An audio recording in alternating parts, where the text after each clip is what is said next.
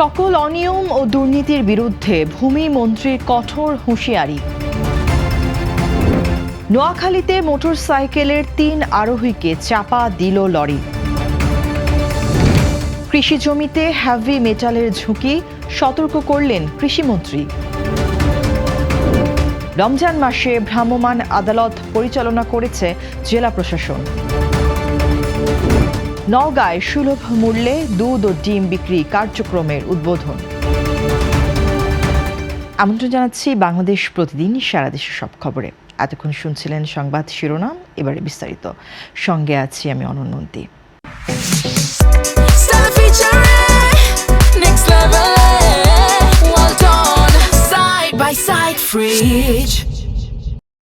ভূমিমন্ত্রী মিজানুর রহমান মিনু বলেছেন, ভূমি মন্ত্রণালয়ের সকল অনিয়ম ও দুর্নীতির বিরুদ্ধে ব্যবস্থা নিয়ে জনগণের ভাগ্য উন্নয়নের কাজ করা হবে। শুক্রবার সকালে রাজশাহীর সার্কিট হাউসে রাজশাহীর বিভাগীয় কর্মকর্তাদের সাথে মত বিনিময় সভায় যোগদানের পূর্বে গণমাধ্যম কর্মীদের সাথে কথা বলার সময় এই মন্তব্য করেন তিনি। এ সময় রাজশাহী ৩ আসনের সংসদ সদস্য শফিকুল হক মিলন, রাজশাহী বিভাগীয় কমিশনার বজলুর রশিদ, রাজশাহী রেঞ্জের ডিআইজি মোহাম্মদ শাহজাহান সহ জেলা পর্যায়ের কর্মকর্তারা উপস্থিত ছিলেন। এ সময় মিজানুর রহমান মিনু বলেন, এ মন্ত্রণালয়ে কোথাও কোনো অন্যায় দুর্নীতির প্রশ্ন আসে না। এ মন্ত্রণালয় নিয়ে আমার কিছু স্বপ্ন আছে, কিছু শিখেছি, আরও কিছু শিখছি। পরে তিনি রাজশাহী সার্কিট হাউসে রাজশাহী বিভাগের কর্মকর্তাদের সাথে রাজশাহীর সমস্যা সংকট নিয়ে মত বিনিময় সভায় যোগ দেন। আমি তো কেবল দায়িত্ব নিচ্ছি, তাই না? এখন আগেবারে কিছু পড়ায় এই মতের সম্বন্ধে মিডিয়ায় দেখছি খুব অনেক দুর্নীতি। And you know my big brother here, the former land minister mister Kabir Hossain, আমি কিছু তো শিখেছি। I know something. আমি বড় কিছু শেখার চেষ্টা করছি, তবে কোথাও অনিয়ম দুর্নীতির কোনো প্রশ্নই আসে না। আমরা শহীদ প্রেসিডেন্টকে দেখে চলি, তিনি যেমন সততার জন্য সারা বিশ্বে তিনি যেমন সুনামের অর্জন করেছেন, আমরাও চেষ্টা করছি সে পথে। নোয়াখালীর কবিরহাট সোনাপুর সড়কে বানদত্ত ট্রান্সমিটার এলাকায় তেলবাহী লরি চাপায় শফিকুর রহমান নামের একজন নিহত হয়েছেন। এ ঘটনায় নিহত শফিকের 2 ছেলে সহ আহত হয়েছেন আরও 3 জন। শুক্রবার সকালে এই দুর্ঘটনা ঘটেছে। এই ঘটনায় ক্ষুব্ধ জনতা 2 ঘন্টা সড়ক অবরোধ করে রাখে। স্থানীয় সূত্রে জানা গেছে, সকাল 10:30টার দিকে বাড়ি থেকে মোটরসাইকেল নিয়ে বানদত্ত ট্রান্সমিটার এলাকায় নিজেদের দোকানে আসেন শফিকুর রহমান ও তার 2 ছেলে। এ সময় সোনাপুর থেকে কবিরহাটের উদ্দেশ্যে ছেড়ে আসা যমুনা নামের তেলবাহী একটি লরি দোকানের সামনে থাকা শফিকুর রহমান ও মোটরসাইকেলে থাকা তার 2 ছেলেকে চাপা দিয়ে পার্শ্ববর্তী সোহাগের দোকানে ঢুকে পড়ে। এতে ঘটনাস্থলে শফিকুর রহমান মারা যান। আহত 3 জনকে উদ্ধার করে স্থানীয় লোকজন নোয়াখালী জেনারেল হাসপাতালে নিয়ে গেলে কর্তব্যরত চিকিৎসক শফিকের 2 ছেলেকে উন্নত চিকিৎসার জন্য ঢাকায় প্রেরণ করেন। ঘটনার পর স্থানীয় লোকজন চালককে আটক করে পুলিশে সোপর্দ করে।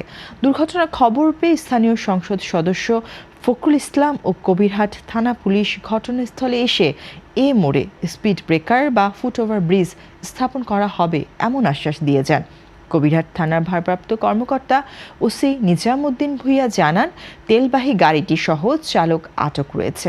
এই ঘটনায় পরবর্তীতে আইনগত ব্যবস্থা গ্রহণ করা হবে। এদিকে নোয়াখালী 5 আসনের এমপি ফখরুল ইসলাম ক্ষতিগ্রস্ত পরিবারকে আর্থিক সহায়তা ও ফুটওভার ব্রিজের করার আশ্বাস দেন। এখানে দুর্ঘটনা যারা যিনি নিহত হয়েছেন, আমরা তার আত্মার মাগফিরাত কামনা করি।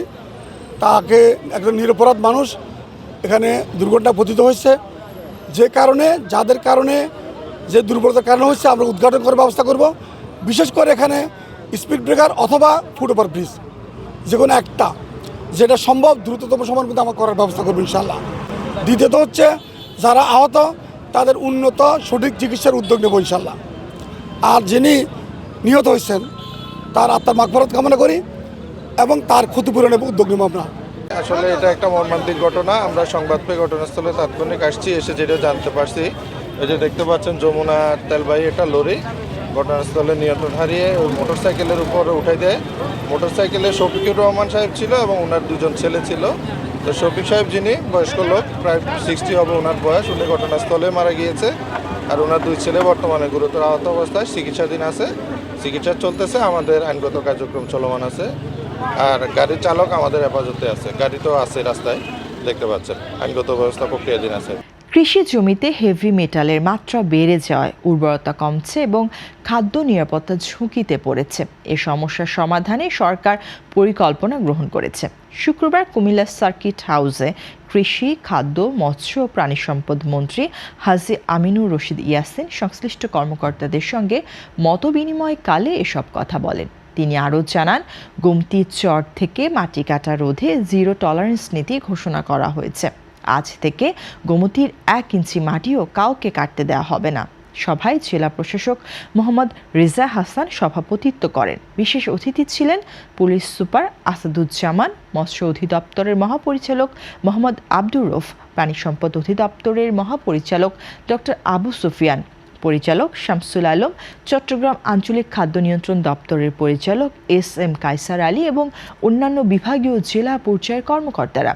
মন্ত্রী হওয়ার পর আমিনুর রশিদ ইয়াসিন প্রথমবারের মতো কুমিল্লায় আসেন।